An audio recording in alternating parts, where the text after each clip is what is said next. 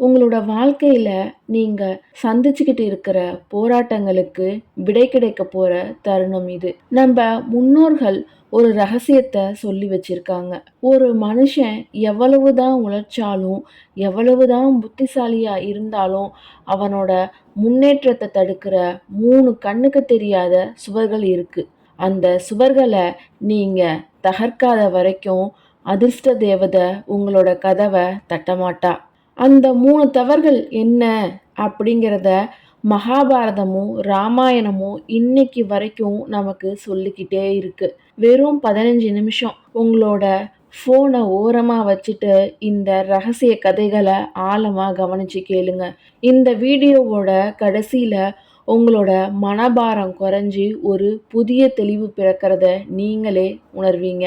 வாங்க அந்த ரகசிய பயணத்துக்குள்ள போவோம். அந்த முதல் தவறு என்னன்னு தெரியுமா? அகங்காரம், ஈகோ.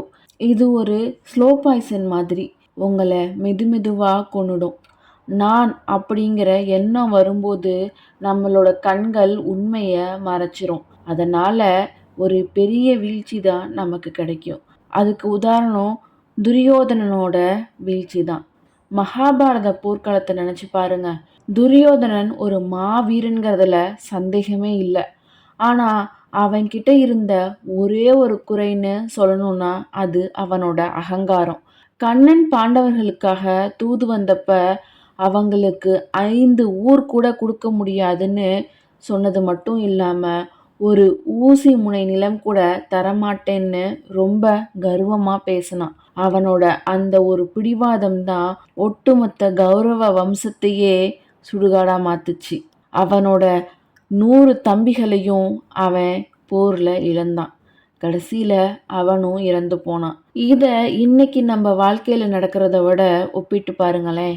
இன்னைக்கு நம்மள பலரும் தனக்கு ஒரு சிறிய பதவி கிடைச்சிட்டாலோ அல்லது கொஞ்சம் பணம் சேர்ந்துட்டாலோ அவங்களோட குரல், நடை எல்லாமே மாறி போயிடுது. எனக்கு யார் அறிவுரை சொல்றது அப்படிங்கிற எண்ணம் வந்துடுது. அப்படி வந்துருச்சுன்னா உங்களோட அழிவு ஆரம்பிச்சிருச்சுன்னு அர்த்தம். குனிஞ்சாதான் கிணத்துல இருந்து தண்ணீர் எடுக்க முடியும். அது மாதிரி தான் பணிவு உள்ள இடத்துல தான் இறைவனோட அருள் தங்கும். இரண்டாவதா நம்ம செய்யற மிகப்பெரிய தவறு பெரியோர்களையும் நமக்கு வழிகாட்டியவங்களையும் அவமதிக்கிறது தான். இதுக்கு உதாரணம் ராவணன் தான். ராவணனை பத்தி நம்ம எல்லாருக்குமே தெரியும். அவன் ஒரு மகா சிவபக்தன், சாம வேதத்தை இசைப்பவன், இசையில பெரிய ஞானம் கொண்டவன். அவனுக்கு தெரியாத கலைகளே இல்லை. ஆனா அவனோட வீழ்ச்சி சீதையை தூக்கிட்டு வந்தப்ப தொடங்கல. அதுக்கு பதிலா தன்னோட தம்பி விபீஷணன் சொன்ன நீதியையும் தன் பாட்டனார் சொன்ன அறத்தையும் அவன் உதைத்து தள்ளியப்பதான் அவனுக்கு வீழ்ச்சி தொடங்குச்சு. உனக்கு என்ன தெரியும், நான் எல்லாத்தையும் தெரிஞ்சவன் அப்படின்னு பெரியவங்களோட அனுபவத்தையும் அவன் கேலி செஞ்சான். பலம் இருந்தும் அறிவு இருந்தும் அனுபவத்தை மதிக்காததால அவன் ஒரு அனாதையா இறந்து போனான். இதே கதைய இன்னைக்கு சூழ்நிலைக்கு மாத்தி பாருங்களேன். இன்னைக்கு நாம டெக்னாலஜி காலத்துல இருக்கோம். நம்மளோட பெற்றவர்களுக்கு ஸ்மார்ட் போனை பத்தி தெரியாம இருக்கலாம். ஆனா அவங்களுக்கு வாழ்க்கைனா என்னன்னு தெரியும்.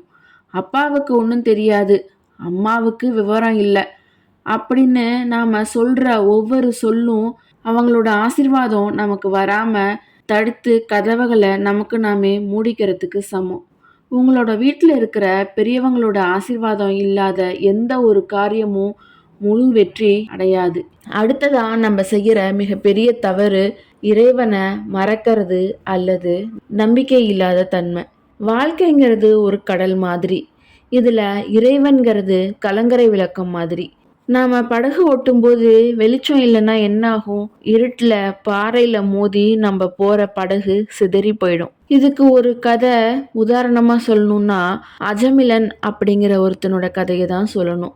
அஜமிலன்னு ஒருத்தன் இருந்தான். அவன் தன்னோட இளமை காலத்துல ரொம்பவே நல்லவனா தான் இருந்தான். வளர வளர அவன் நிறைய கெட்ட காரியங்களை செஞ்சு தீய வழியில போய் நிறைய பாவங்களை செஞ்சான். தன்னோட வாழ்நாள் முழுக்க அவன் இறைவனை நினைக்கவே இல்லை. ஆனா அவனுக்கு ஒரு பையன் இருந்தான். அவனோட பேரு நாராயணன். அவன் இறக்கிற தருவாயில யமதூதர்களை கண்டு பயந்து போய் தன்னோட மகனை நாராயணா நாராயணான்னு கத்தி கத்தி கூப்பிட்டான். அவன் கூப்பிட்டது என்னமோ தன்னோட மகனை தான். ஆனா அந்த நாமத்தோட மகிமையால சாட்சாத் அந்த விஷ்ணு பகவானோட தூதர்களே அங்க வந்து இறங்கினாங்க. அந்த ஒரு நொடி இறைவனை நினைச்சதுக்காக அவனுக்கு மறுவாழ்வு கிடைச்சது. நரகத்துல போய் தண்டனை அனுபவிக்க வேண்டியவன் சொர்க்கத்துல போய் நிம்மதியா வாழ்ந்தான். கடவுள் நம்ம கிட்ட எதையும் எதிர்பார்க்கறது இல்ல. நீங்க திருப்பதிக்கு போய் மூட்டை மூட்டையா பணத்தை கொட்டணும்னு இல்ல. இறைவா நீ இருக்கிற, நீ என்ன பாத்துக்குவன்னு நம்பிக்கை எனக்கு இருக்கு அப்படிங்கிற ஒரு சின்ன நம்பிக்கை போதும். அந்த நம்பிக்கை தற்கொலை எண்ணத்துல இருப்பவனை கூட தடுத்து நிறுத்தி வாழ்வதற்கான தெம்ப கொடுக்கும். இறைவனை மறக்கிறதுங்கிறது உங்களை பெத்த தாய மறப்பதற்கு சமமானது. அவர் உருவமாக இருக்கலாம் அல்லது அரூபமான சக்தியா இருக்கலாம். ஆனா அந்த பேராற்றல் உங்களோட வாழ்க்கையில அங்கமாயிட்டா உங்களோட வாழ்க்கையில சிறந்த இடத்தை நீங்க அடைவீங்க. பக்திங்கிறது ஒரு வியாபாரம் இல்ல, அது ஒரு உணர்வு. நினைச்சு பாருங்களேன், சபரிங்கிற அந்த ஒரு மூதாட்டிய அவங்க என்ன தவம் செஞ்சாங்க? காட்டுல போய் கடுமையான தவம் செஞ்சாங்களா? இல்ல, அவங்க பண்ணதெல்லாம் ஒன்னே ஒண்ணுதான். ராமர் வருவாங்கன்னு நம்பினாரு. ஒவ்வொரு நாளும் பழங்களை சேகரிச்சாங்க. அந்த பழங்கள்ல புளிப்பு இருக்கக்கூடாதுங்கிறதுக்காக ஒவ்வொன்றையும் கடிச்சு ருசி பார்த்து வச்சாங்க. பல வருடங்கள் அதை அவங்க செஞ்சுக்கிட்டே இருந்தாங்க. ஆனா ராமர் ஒரு நாள் அந்த சபரிய பார்க்க வந்தாரு. உலகம் அவங்க கடிச்சு வச்ச பழத்தை எச்சில்னு சொன்னது. ஆனா ராமர் அத அமிர்தம்னு உண்டார். ஏன்?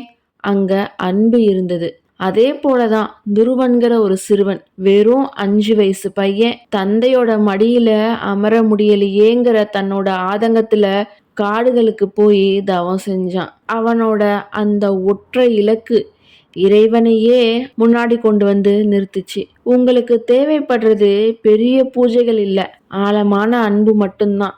நம்ம இன்னைக்கு பார்த்த இந்த 3 தவறுகளான அகங்காரம், பெரியவங்களை மதிக்காத தன்மை, இறைவனை மறந்து போறது, இந்த 3 தவறையும் இன்னையில இருந்து நம்ம வாழ்க்கையில இருந்து அகற்றிட்டோம்னா நம்ம வாழ்க்கை என்னைக்கும் சீராயிடும். அதை எப்படி ஒரே நாள்ல அகற்றிட முடியும்னு நினைக்கிறீங்களா? ஒரு வாரம், வெறும் 7 நாட்கள் மட்டும் முதல்ல முயற்சி செஞ்சு பாருங்க. கோபப்படும் இடத்துல பொறுமையா இருங்க. பெரியவங்க கிட்ட கனிவா பேச பழகுங்க. தினமும் ஒரு நிமிஷம் இறைவனுக்கு நன்றி சொல்லுங்க. உங்க வாழ்க்கையில முடங்கி கிடந்த காரியங்கள் தானாகவே நகரத் தொடங்கும். உங்களோட முகம் பிரகாசமாகும். உங்களை சுற்றி ஒரு நேர்மையான ஆற்றல் உருவாகிறத நீங்களே உணர தொடங்குவீங்க. இந்த வீடியோவை நீங்க இதுவரைக்கும் பாக்குறீங்கன்னா உங்களோட மனசுல ஒரு மாற்றம் தொடங்க போகுதுன்னு தான் அர்த்தம். இந்த தகவல்கள் உங்களுக்கு பயனுள்ளதா இருந்ததுன்னா ஒரு லைக் செய்யுங்க. உங்களை போலவே உங்களோட நண்பர்களும் வாழ்க்கையில உயரணும்னு நீங்க விரும்பினா இந்த வீடியோவை அவங்களுக்கு பகிர்ந்துக்கோங்க.